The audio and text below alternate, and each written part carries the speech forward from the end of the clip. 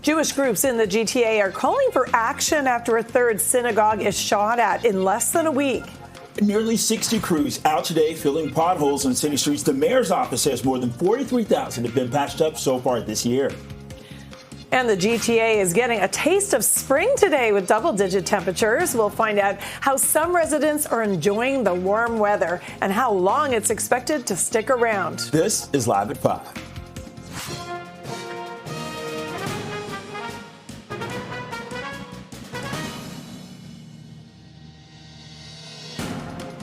Hello, everybody. I'm Liz West. I'm Bakari Savage. Welcome to Live at 5. We begin with this story. Members of the GTA's Jewish community, they're calling for more support as police continue to investigate after 3 synagogues were shot at in less than a week. And for the latest, let's go live to CP24's Beatrice Faisman. Bakari, Liz, good evening. It's been an incredibly disheartening several days for members of the Jewish community. This synagogue here, the Beth Avraham Yosef Congregation of Toronto, was the third synagogue to be shot up in the span of 5 days. It happened Friday night around 11:50. I'm told a dinner had just finished a couple of hours ago, a dinner held for the Sabbath. There were 2 facilities workers inside this synagogue. They were cleaning up when they heard gunfire ring out. So this is what we captured from the other side of the front doors of the Beth Avraham Yosef Toronto Synagogue. There was 8 bullet holes in the front windows and doors there, and thankfully, because of this special film that was manufactured in Israel that was put onto these windows, they essentially became bulletproof. It's a bulletproof film, and that prevented these bullets from penetrating further past the front doors into the area known as the shul, the synagogue area, where people would normally come to pray during services. I spoke to the rabbi of this synagogue earlier today, and I asked him, what are you telling your congregation? What are you telling members of your community at this point? A lot of whom have been saying, I no longer belong here in Canada. These are Canadian Jews who no longer feel as though they have a place here in this community, in this country. And here's his answer. If there are Jews in our community who feel they don't belong here anymore, what is your response to them? And how are you going to make them feel safe? Why is it that one of the pervasive statements that I'm hearing is that this is not the country that I grew up in? This is not the same Canada. And if our leaders, if our political leaders, if our police are going to sit on their hands and not do anything, then there's not much that I can say to someone who says, I don't think I belong here anymore, because people are not expressing enough care to make sure that we are protected and feel safe. People who I have spoken to inside the Beth Avraham Yosef Toronto Synagogue tell me that they viewed the security camera footage. It shows a dark sedan, a vehicle that police have described that they're looking for, pull up right here on Clark Avenue in front of the synagogue, stop, and someone begins firing 8 bullets, again, penetrating the front doors and windows.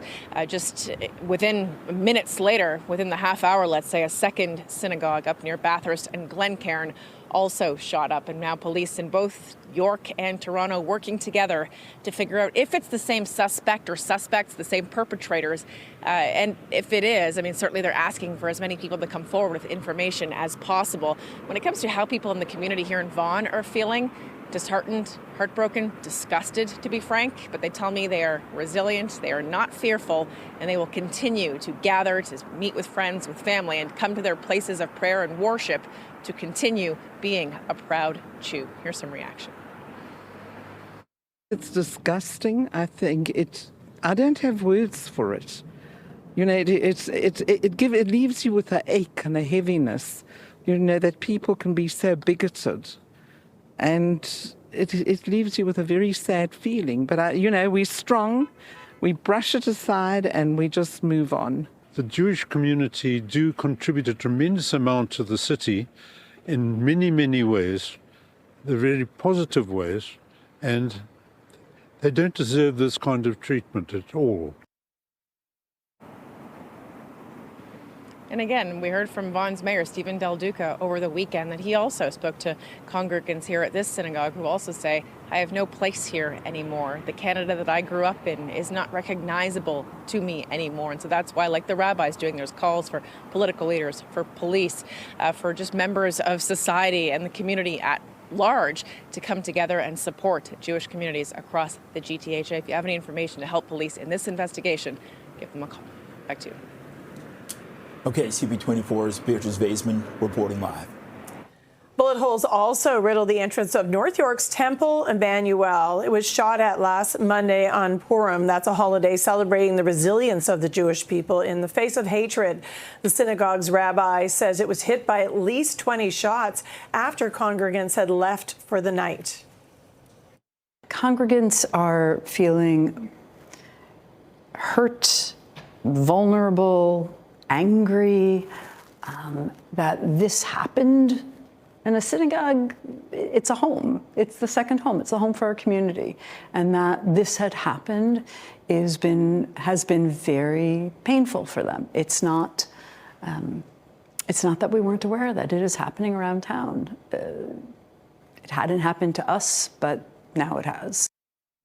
York Police has set up a command post at the Promenade Mall in response to the recent synagogue shooting in Thornhill. Residents can attend any time to ask officers questions or to share concerns that they have. We have the command post out here now as a proactive measure to show the community that we are listening to the concerns, particularly around the incidents that are happening in the Middle East. We want the community to know that we're listening and taking these steps, and this is in partnership with our proactive patrols. You're going to be seeing additional units that are around faith-based institutions, at schools, community centers, and any community gatherings. But this is also a place where the community is welcome to come and speak with officers. We've already had a steady flow of people coming in that are sharing information regarding the shooting that occurred, and we're getting a lot of different tips and information. NPL police are investigating after shots were fired in Brampton. So police say just before 3 o'clock in the morning, 2 homes and a vehicle were hit by bullets in the Spadina Road and Royal Orchard Drive area. This is near Bovaird and McLaughlin. Police, they're now looking for a light-colored 4-door sedan seen leaving the area. Our investigators are urging anyone who may have any information, any kind of video surveillance footage, to please come forward and speak to our investigators directly at extension 2233. Well, I don't think my house was personally targeted because 2 houses down, there are shots in that home. Shots here and shots around there. So apparently what I think was that somebody was running from the shooters. So that is why. But I think he thought he could have hid here. So that's why so many shots were fired here. That's what I think. I'm not saying that's what happened, but that's what I think. And no injuries were reported in the shooting.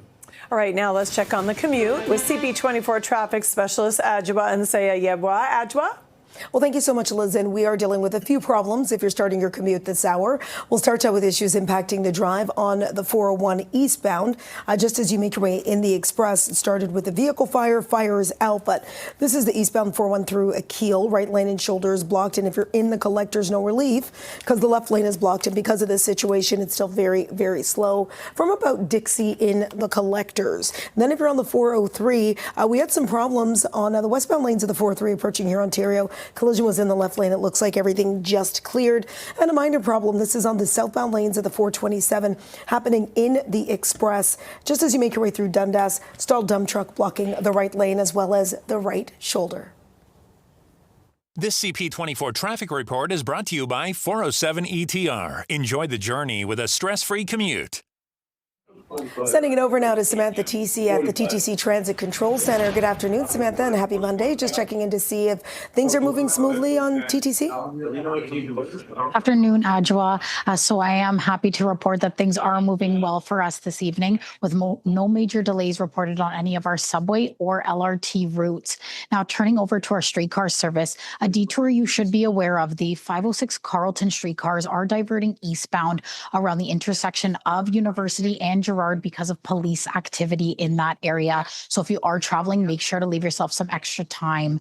Now, if you are traveling late night tonight, the 505 Dundas streetcars will redirect from Dundas Street between River and Regent Park from 11 p.m. all the way to 5 a.m. tomorrow morning because of some emergency sewer repairs going on in that area. Now, if you are traveling, we will have shuttle buses running late tonight to get you traveling across the Dundas corridor. Now, to stay up to date on the latest, make sure to check us out on the TTC.ca website, or you can follow TTC Notices on X. And with that, I'll send it back to you, Bakari and Liz, in the newsroom. Thanks for that update, Samantha. Okay, well, speaking of traffic, there are a lot of crews, dozens of crews actually, out in the city today to patch potholes. This as fluctuating temperatures continue to take a toll on Toronto's roads. For more on the repair effort, let's go live to CP24's Phil Perkins. Phil. Hey, the Bakari and Liz. Yeah, we're on King Street between Church and Jarvis. We caught up with one of those dozen city crews out there filling the potholes the best they can. They had their melted tar truck and they had a couple workers there shoveling in. As you can see, the fire truck there using this newly filled in potholed King Street here. They did it in a pretty quick time, and they're monitoring the pothole situation in the city because it's so bad. If you've been out there on the streets since we got a little bit of a thaw a couple weeks ago and then back to winter weather, and now we're getting a really big thaw today. The roads are particularly bad this year. A lot of that factoring in is the super cold, the frigid temperatures that we were experiencing for weeks on end, and then a sudden thaw that then melts the ice, it fills in the cracks, and then it freezes again, it expands the roads. People keep driving, people going back to work, and that results in an enormous amount of potholes. In fact, the city says that they have received over 2,300 claims for potholes between January 1st and the end of February. That is an increase of by 300%. And thus far, they've already filled in over 40,000 potholes. We heard from a roads crew manager. They actually wrote a pretty good article on the Toronto Star last month that they fill around 250,000 potholes a year. And they're going to be bolstered by two new machines that the city bought called Patch Masters. They have a concoction of the melted asphalt and glue and everything, and they literally create a patch on the road 3 meters by 4 meters so they can fix everything, not just a single patch, they fix the entire street. So that can definitely help crews maintain these roads and make sure they're a little better off next year when we deal with another freeze, thaw, freeze situation here. But yeah, standing on a newly patched King Street. Send it back to you guys. All right, CP24's Bill Perkins reporting live from a not so bumpy street. A patch street. I just wonder how long those patches are going to last. Oh. Just asking the question. But on the flip side, the GTA is getting a great taste of spring today. Temperatures climbing into the double digits. So for more on how people are enjoying the warm weather, I'm joined by CP24's Andrew Brennan. And Andrew, it must have been one of those days where when the assignment is to be outside. He's wearing an overcoat. I thought it was warm out. It's wearing a snappy spring outfit. It must have been, what happened to the polo? A pleasure today. The short sleeve polo. Bert, hold on. Liz, just you need a bit of backstory here. Every time I'm sent out to be Andrew goes and has fun with the sun and the peoples, Bakari always happens to comment on whether or not I'm dressed for the occasion. Always. I think you look fantastic. You look sharp, sharp today, Andrew. You're very dapper. Sharp dressed man. Thank you. We're going to actually... Do you want to come say hi? You seem like very friendly people. And you guys, too, you're more than welcome to join. Also, I'm trying to distract from the fact they're questioning what I'm wearing in the springtime, and it's not even spring yet. Are you having a good day? I'm having a great day. Thank you. Thank you. I'm good. See, also, do you think... The sun is shining. The sky is blue. Spring is coming. And the dog is wearing pink. Yes, she is. She just got groomed, actually. Oh, so she's ready for the weather. She is. Yeah. And are you ready? Are you ready for spring, or more so summer? Oh, so ready. Has it been a long winter? January was 112 days long, so yeah, it was. I really love your math. So how did you come to that figure? Yeah, I'm a math whiz. Yeah. Clearly. Okay, just one more thing, because I got a thing going on with this guy. He's giving you a hard time. A little bit, but do I look like I'm ready for spring? You do, actually. This is a spring outfit. I wore too much. I thought it was going to be cooler, but no. So, but you're dressed for the future. When the sun goes down, you're ready to go. Absolutely, yeah. And is there anything else before we send it back inside? Any shout outs for anybody out there? I say hi to my kids, Heather and Stephanie, Paul and Tony. Particularly Heather and Stephanie, because those are your kids, and then their significant others. 4 of them. Oh, you have 4. Wow. Yeah. Oh, so and 7 grandchildren. So shout out to all of you, and you too. What's your name? Big family, Caroline. Caroline, very nice to meet you. Nice to meet you. And I think you have wonderful fashion sense, by the way. Thank you, as do you. Oh, it takes one to recognize. Please, now go sashay away. No, but also in the bestest way possible. Goodbye to everybody. And Bakari, let this be a lesson to you. No matter what the weather, no matter what's going on, Andrew is dressed properly. Dapper Drew. That's his name. Dapper Drew. All right, CP24's Andrew Brennan. Well, CTV's Lindsay Morrison joins us with more on what to expect this evening and how long this gorgeous, nice weather is going to stick around. Well, Bakari, what a day. 20-degree temperatures in parts of southern Ontario this afternoon and now early evening. Near 19 degrees around the GTA. And it's not just the mild temperatures. We had a few of those over the weekend, too. Today, we have a beautiful blue sky to go along with it. So this is the day to get outside and enjoy before conditions do start to change a little bit this week. Perhaps the one trade-off is the fact that it's windy. We've got pretty gusty conditions out of the southwest. And that is helping with this warm-up. Gusts upwards of 60 kilometers per hour around Niagara Falls. The winds are going to settle down tonight. We will start to see an increase in cloud cover for the overnight, too. And we drop to a low of about +3. That's still above seasonal. It's also above freezing. Things do change, as I mentioned, though, as the week goes on. And here's the first sign of that. Conditions begin to change tomorrow. Environment Canada issuing a special weather statement. For us here in the city of Toronto, this is warning of some heavy rain over the next couple of days. For communities east of Georgian Bay and toward Ottawa, this could end up being a midweek ice storm. So we're going to pay close attention to the types of precip. Let me just pause this as we make our way into your Tuesday afternoon and early evening. Scattered showers, but we also expect some fog and some drizzle throughout the day. Then overnight, this is when the steadier rain begins. Rain heavy at times, maybe some thunderstorms in here too. And you can see where that freezing rain is expected to fall. It continues into the day on Wednesday. So there's midday. Again, 20 to 40 millimeters of rain is going to be possible for pockets of the GTA, which is not great news when it comes to the flood watch that we find ourselves in now at this time of year with the melting snow, the falling rain, the possibility of ice jams. Might see some ponding on roadways in some areas too. So we're still mild by Wednesday with a high near 11 degrees, but then the temperature falls overnight. Chilly conditions for Thursday and Friday, barely above freezing. And Bakari, we are going to be watching Friday for the possibility of rain or snow. And it's not the only day into the weekend. Possibility of the very least some mixing as well. I'll send it back to you.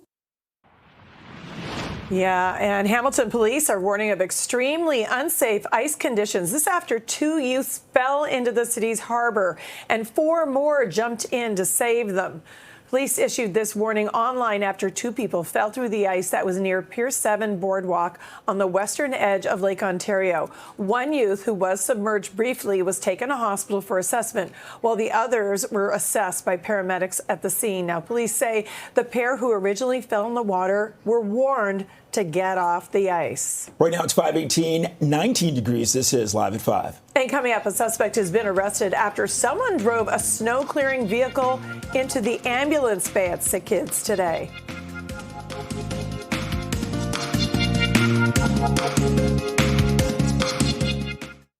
One of 2 suspects wanted in a murder in Vaughan is now in custody. 19-year-old Jacob Wallace of Mississauga was arrested on Thursday in Moosonee. He's been charged with first-degree murder and arson causing damage to property. 65-year-old Sergio Lopez was shot multiple times outside his business in a commercial plaza in Vaughan on the afternoon of January 26. Police believe he was targeted, but have yet to determine the motive. A Canada-wide warrant is in effect for 19-year-old Isaiah Badger of Edmonton. He's wanted for first-degree murder in Lopez's shooting. He's also wanted in the fatal shooting of Shandan Kumar Raja Nada Kumar in the parking lot of Woodbine Mall. That was February 7th. Well, police are releasing the identity of a man wanted in connection with the crash in North York last week. It killed a pedestrian. So investigators are looking for this man right here, 32-year-old Walter Munoz of King City. He's facing charges including failing to remain at the scene of an accident causing death and dangerous operation causing death. So he's described as being 5'7" with a muscular build and dark brown hair. So here's what happened. The collision took place Friday night in the Stills Avenue and Jerry Fitzgerald Drive area. And police say the driver of an Acura hit a Volkswagen after disobeying a traffic signal while speeding. The Acura hit a utility pole, vehicle that fell into a 62-year-old man who died at the scene. So police allege the driver of the Acura then got out and ran away after the crash. So anyone with information here has to contact police or Crime Stoppers. And a man is in custody after allegedly crashing a snow removal vehicle into the ambulance bay at SickKids. The incident happened shortly before 12:30 this afternoon. Police say the suspect got into the vehicle after it had been left unattended and then drove at a short distance before the collision occurred. No injuries have been reported. The crash is not affecting hospital operations. SickKids says its emergency department remains open and those in need of care should feel comfortable coming in. All right, it's 5:21, 19 degrees. This is Live at 5. And a new pre-clearance facility at Billy Bishop. It opens tomorrow.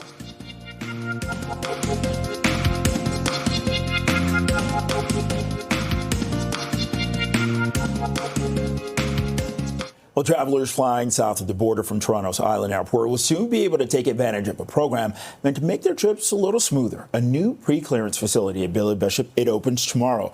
It's going to allow passengers bound for the U.S. to complete the customs process before departure. So officials say the new facility is going to streamline travel experience as well as strengthen trade and tourism ties. This new facility is a win for passengers and a win for commercial and economic activity in Toronto. This city is a key financial and commercial business center, and this airport has a critical role as a gateway to the city, particularly for those visiting for business, and there is so much opportunity here. Taking this step to bring pre-clearance to Billy Bishop makes clearing customs that much easier, our trips that much easier, smoother, especially for business travelers and families who just want to get to where they want to go quicker and faster. This is also an important step in our vision for Billy Bishop. Our government supports the Toronto Port Authority's plan to modernize and expand this airport because it's a key transportation link for the city and the regions. Now, the government says introducing pre-clearance at Billy Bishop could grow the airport's annual economic contribution from $2.1 billion to $5.3 billion. Right now it's 5:25, 19 degrees. This is Live at 5. And the GTA is getting a taste of spring today. How delightful. We're going to find out how some residents are enjoying the warm weather and how long it's expected to stick around.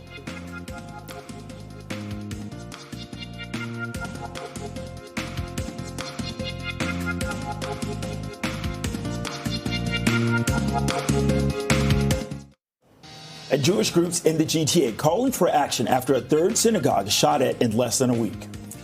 And nearly 60 crews out today filling those potholes on city streets. The mayor's office says more than 43,000 have been patched up so far this year. At the GTA, getting a taste of spring today with double-digit temperatures.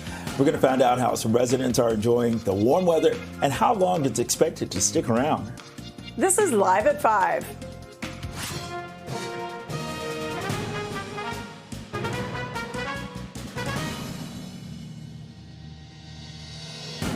Good evening. I'm Bakari Savage. I'm Liz West. Welcome to Live at 5. Dozens of crews out in the city today patching those potholes as fluctuating temperatures continue to take a toll on Toronto roads. For more on the repair effort, let's go live to CP24's Phil Perkins. And you've been inhaling asphalt for some time today. Well, luckily I'm in open air, Liz and Bakari, and I'll be honest, I kind of missed the crew. Our camera guy, he got most of it, but again, open air, it's not too bad. Again, if you're maybe in a facility that's making all that tar, probably not a great thing, but a lot of the workers here probably didn't mind being out there today because the temperatures are so nice. But there were 58 crews there canvassing some of the major roads and arterial roads here in the city of Toronto, dealing with all these potholes. One of the drawbacks of going to spring, even though we do know winter weather is going to be back, and that might actually make things even worse when it does eventually thaw out, because as we understand, it's going to be nice and warm this week, next week, back to cold weather, and then eventually it will warm up again, and the pothole situation in this city will get even worse. Even Mayor Olivia Chow said weeks ago that the pothole situation in the city is seemingly way worse this year than it was last year. The environment playing a factor into that. We had a long stretch of frigid temperatures, and then a brief warm up, and then cold again. And what on top of all this, crews that could have been out there filling potholes, they're out clearing snow because it just seemed to never end, just nonstop snowfall on the city. So that's why today there's no snow. great temperatures. We had 58 crews there in and around the city filling out these potholes. We caught up with one on King Street between Jarvis and Church. There are a couple potholes here. It's not too bad here on King Street, especially this stretch, because as we know, with the King Street project, personal vehicles can't be on here. It's mainly for transit, as I'm looking at somebody getting a ticket right now, taking their personal car along King Street as we speak. But it has been tough. A toll on drivers and their wallets, Liz. Over 2,300 claims of potholes have been made to the city since the start of the year. That is a jump by nearly 300%. You hit a pothole at a certain speed, that's some serious damage at the garage. So far, the city has filled in over 40,000 potholes, and on a good day, they could fill in around 10,000 over a weekend. So let's hope these temperatures continue the way they are. We don't get any more snow this week, and they can make our drives just a little bit more smooth. Send it back to you, too. All right. Thanks for that update, Phil. Well, speaking of the roads, let's get a check on the commute with CP24 traffic specialist Adwa and Zia Yabwa. Good evening, Adj. Oh, good evening, Bakari. And still watching quite a few issues. Start with problems happening up through Mississauga along the 403 westbound. So this is just as you make your way past Mavis. And you know what? It looks like this collision is clearing. At one point, had the HOV as well as the left lane blocked. Problems just cleared. If you're on the eastbound 401, really jammed as you make your way both Court and Collectors all the way out towards Keele. The good news was a vehicle fire cleanup that was happening in the Express. Right lane of the Express and left lane of the Collectors were blocked. Problem just cleared the scene. Still dealing with problems on the southbound lanes of the 410 just as you make your way through the 401. So right lane and shoulder blocked. That is following an ongoing crash. And stalled dump truck still with us. Heavy tow just arrived on scene. Southbound 427 in the Express. This is through Dundas. It is the right lane and shoulder that is occupied. Going to send it over now to Samantha TC at the TTC Transit Control Center. Samantha, good afternoon. Checking in to see if there are any problems on TTC that commuters should be aware of. Thanks so much, Adwa. So things are shaping up still quite well for us with no delays reported on any of our subway lines or LRT. Now, taking over a look over at streetcar service, we are still seeing an issue on our 506 Carlton service. So those streetcars are detouring eastbound around the intersection of University and Gerrard because of police activity going on in the area. Now, if you are going to be traveling late night on the subway tonight, you should be aware that we do have a planned subway closure starting at midnight between St. Clair West and King stations for planned station work. Now, we will have shuttle buses running to get you commuting through the area, and regular subway service will start up tomorrow morning at 6 a.m. just in time for your morning commute. Now, to stay up to date on the latest, make sure to check us out on ttc.ca or follow TTC Notices on X. And with that, I'll send it back to you both in the newsroom. All right, thanks a lot, Samantha. And we're getting an early taste of spring with temperatures climbing into the double digits. To see how folks are enjoying the warm weather in the city, we're joined by CP24's and dapper person, I might add, Andrew Brennan. Dapper Drew. Dapper Drew. Yeah. Dapper Drew. Who is not, we have some young folks here that are playing some football. And I decided, as much as it is shorts weather, that I was going to dress for business success or, I don't know, be a big boy with big boy pants on. I don't know. Anyway, Brian's doing what we all should be doing right now, which is having a good day in t-shirt weather. What are we doing, Brian? I'm practicing how to skateboard. And have you ever thought about having an entire city cheer you on while you practice skateboarding? That's never going to happen, and I don't think it should. Are you sure? Are you sure? Because that thing goes pretty far. So this is what's going to happen, Brian. Beyond saying, I know I've been kidding around a little bit, but have you been having a good day, man? Yeah, it's a beautiful day. It's an awesome day. It's just getting warm now, so I don't know. I'm just trying to enjoy the weather now. Well, I want you to enjoy it as much as you can. We're not going to put too much pressure on you. What have you been practicing today? Just like basic stuff, like my kickflip. I'm trying to do a kickflip. I haven't done it yet. I'm getting closer, but I saw you were getting close. Okay, let's start with an ollie. Come on. I just had sciatica. You can do it. You can do it. I know. I believe in him. Come on. You got this. Okay. One more time. Didn't count. We didn't see that. Nothing to see. Nothing. Okay. Wait. And go. Yeah, Brian. Congratulations to Brian for doing what we all should be doing, which is having fun on a spring-like day. Any shout-outs before we send it back inside? No, just be yourself. Yeah, thank you. Did you watch Arthur as a kid? A little bit. Yeah, yourself. Well, in this case, believe in yourself, too. That's the place to start. And we send it, hey, back inside to our friends inside. Nice to meet you, man. Okay, CP24's Andrew Brennan. Well, CTV's Lindsay Morrison joins us with more on what to expect this afternoon and how long this gorgeous weather is going to stick around. Okay, Lindsay, is it safe to put away our snow boots? Asking for myself. It is not safe to put away your snow boots yet. I can pretty much assure you of that. As wonderful as this weather is for so many, it's been a nice change. It is 21 degrees this hour in Windsor, Ontario. And look at Pearson Airport, 19 degrees right now. I mean, does this say spring or what? But as we know, statistically, we are likely to see a lot more in the way of wintry weather before the season officially transitions, including some snow in both March and April traditionally as well. Let's talk about the winds. This is a big reason for the warm up today. A southwesterly flow with gusts in many cases upwards of 50 and even 60 kilometers per hour. Niagara Falls very warm today, also very windy. So perhaps that's the trade-off with this spring burst of weather that we are enjoying today. A little bit of cloud earlier on, that has cleared. We've got a gorgeous blue sky around the Golden Horseshoe through the night tonight. Watch for an increase in cloud cover moving into the overnight hours. And then +3 is our forecast overnight low, above seasonal and above freezing. Now into tomorrow, things are going to start to change a little bit. Environment Canada issuing this special weather statement. Now for us here in Toronto, this is warning of some rainfall, and the ground is not completely unfrozen just yet, so it has a reduced ability to absorb that rainfall. We could see a little bit of localized flooding as a result of this. Rivers and streams already running high and fast thanks to all the rain and melting we had over the weekend. Anywhere east of Georgian Bay and into the Ottawa Valley at risk for an ice storm potentially through the middle part of this week. So let me show you how this is expected to play out. Tomorrow, a little bit of fog into tomorrow morning, drizzle and then scattered showers for the afternoon and for about this time tomorrow. Then overnight, we get into some heavier, steadier rainfall, perhaps some thunderstorms as well. The areas in pink, that's the freezing rain potential, so keep an eye on that. For us here locally in the GTA, it's less of an ice concern and more of that heavy rain. So there's your midday Wednesday, very unsettled, soggy, still mild until the front passes through, the system departs. We will get colder air wrapping around and our first opportunity again for some flurries. But that's not the day I'm most concerned about when it comes to winter returning and you may be needing those snow boots, Bakari. There's further concern into the day on Friday where we could get rain or snow, and then over the weekend, possibility of some mixing as we head into the day on Sunday. Look at these daytime highs. Once again, just barely or at the freezing mark, barely above the freezing mark, and overnight lows back on the cool side again. So today was the day to enjoy. I hope you both did, and I'll send it back over to you.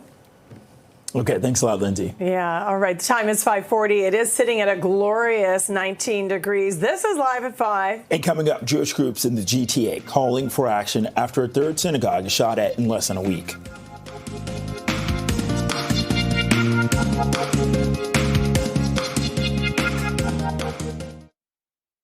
Members of the GTA's Jewish community are calling for more support as police continue to investigate after 3 synagogues were shot at in less than a week. And for the latest, let's go live now to CP24's Beatrice Vaisman. Beatrice? Liz, Bakari, good evening. Members of the Jewish community here in Vaughan and Thornhill are feeling, pretty disappointed. They're feeling disheartened, but they tell me they're not surprised by what happened over the weekend to have 2 synagogues Friday into Saturday just sprayed with bullets. They're feeling pretty devastated, but I'm hearing over and over again, we are resilient and we will continue to come to our places of worship, continue to gather with our family and friends, and continue to be proud Jews. That's what I heard a lot here in this community. This video we're showing you right now is just inside the front doors of the Beth Avraham Yosef Toronto congregation. This is the synagogue that was shot up 11:50 Friday night, just a couple of hours after a Shabbat dinner, I'm told, had concluded. There were a couple of facilities workers inside the synagogue cleaning up after that dinner when they heard gunfire ring out. People who I spoke to inside the synagogue who have seen the video security camera footage tell me that the video shows a dark sedan pulling up pretty much where I'm standing near the front doors of this synagogue on Clark Avenue. Someone opens fire, 8 bullets peppering the front windows and doors, the glass there shattering, though thankfully the bullets not penetrating inside the synagogue.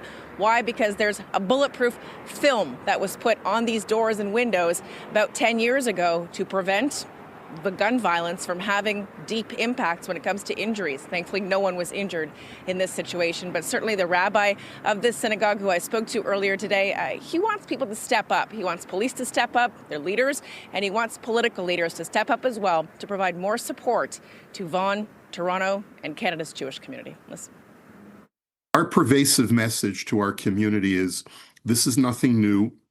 We faced challenges like this before. I think every single Jew who lives in North America has known about anti-Semitism, has faced some kind of Jew hatred on one level or another.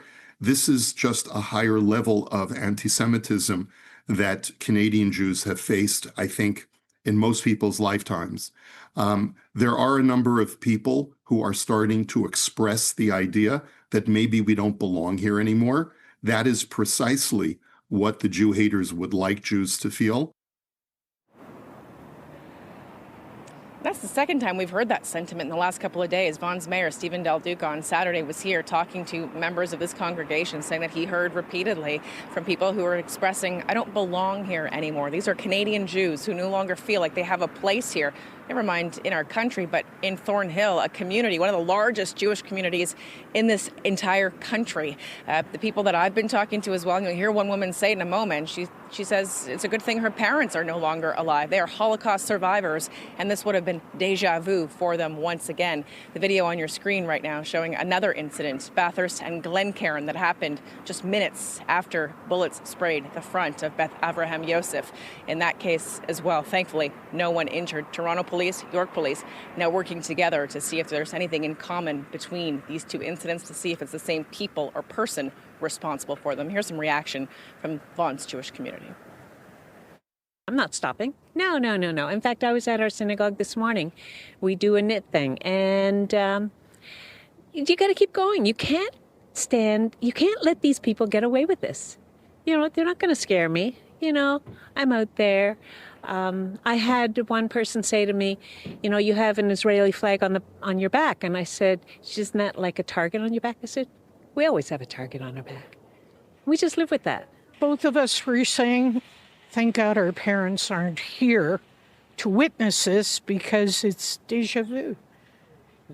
They are survivors, and to witness this again, awful. Disheartening, no question about it. When it comes to the police investigation, we were told no update today from an investigative standpoint. Officers continue to canvass this area around this synagogue, as well as in Toronto, around Bathurst and Glencairn, to get as much video security cameras footage as possible to try to find the location of the vehicles, the people involved in this, and to ultimately make an arrest. Back to you. Thanks for that update. That CP24's Beatrice Faisman. Well, the Crown at the Frank Stronach sexual assault trial wants to withdraw more counts against the 93-year-old billionaire. So prosecutors say they're only going to seek convictions on 7 of the 12 charges he faced. The prosecution conceded that it cannot meet the threshold of proof beyond a reasonable doubt on 2 charges of sexual assault related to 2 complainants. Now, last week, the Crown said it would not proceed with the charge of attempted rape for the same reason. So prosecutors previously withdrew a charge of forcible confinement and sought to withdraw a charge of sexual assault. The defense is asking the judge to enter not guilty verdicts on all 5 charges at issue. Stronach has pleaded not guilty to all charges. And a man is in hospital after an apartment fire in Etobicoke. Fire crews were called to the building just before noon. That's at Richview Road and Scarlett Road, which is north of Eglinton, and rescued a resident from the 19th floor. Officials say the fire was isolated to 1 unit and has since been extinguished. The man was taken to hospital with serious, potentially life-threatening injuries, and an investigation into the cause of the fire is ongoing. Well, a massive fire at a residential complex in Hamilton caused major damage. Crews were called to the building on Echo Valley Drive near Mud Street and Paramount Drive just after 4 o'clock this morning. They took an aerial position to battle the fast-moving flames. The fire did spread quickly to 6 units. 5 of them have structural damage, including collapsed walls and roofs. Several vehicles were also damaged. Damages, they're estimated to be between $6 and $7 million. The fire marshal has been called in to investigate the cause, but so far there's no indication that the fire is suspicious. And Hamilton Fire Chief David Cunliffe says that crews were battling windy conditions while responding to the fire. Crews did an amazing job. We had 2 aerials up at the time. They were able to cut it off before it started to get into the next units. So it was predominantly an exterior firefighting operation today. Crews did and were able to get inside to some of the units to check and make sure there are no occupants. What I can tell you is that the folks that were in the units at the time of the fire are all accounted for at this point. Yeah, all residents in the affected units, they're safe, they're accounted for. Hamilton Fire says they've all found somewhere to stay for the time being. A firefighter was taken to hospital just as a precaution, but is expected to be okay. And it's 5:50, still sitting at that glorious 19 degrees. This is Live at 5. And up next, a West End community group wants more transparency on the Finch West LRT.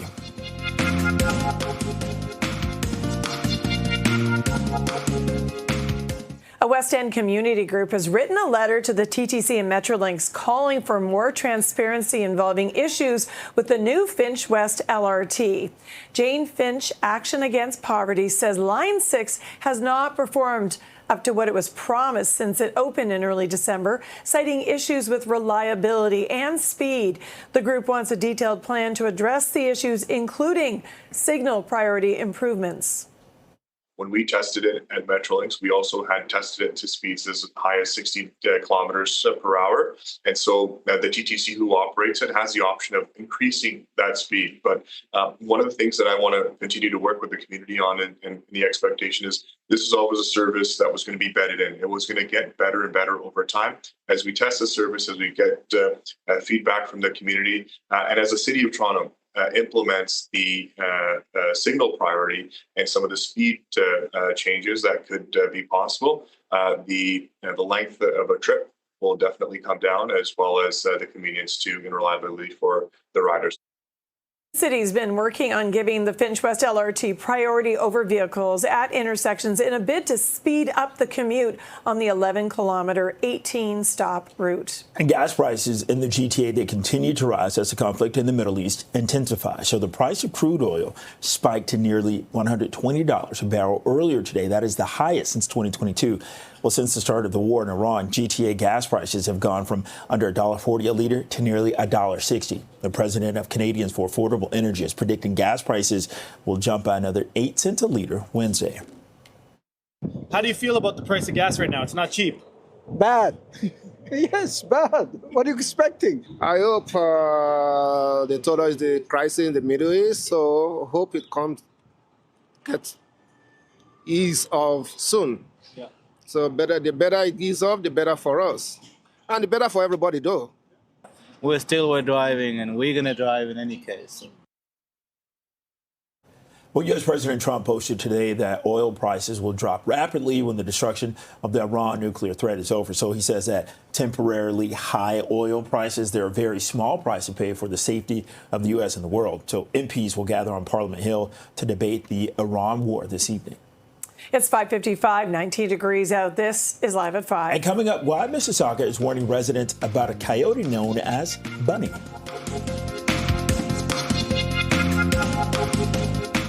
Okay, the city of Mississauga is warning the public about feeding wildlife. Now, here's what it pertains to.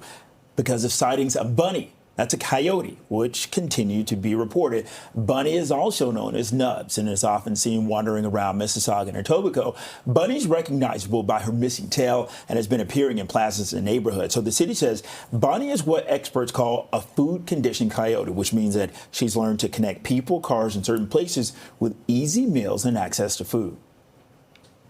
If a coyote ever approaches you, or even a fox, what we do tell residents to do is to stop. Everyone's first instinct is to turn around and run. Do not do that. What we want you to do is stop, focus on the animal, look big. So put your arms in the air, shout, yell, wave. You're going to be loud. You're not going to think that you're loud. You are going to be loud.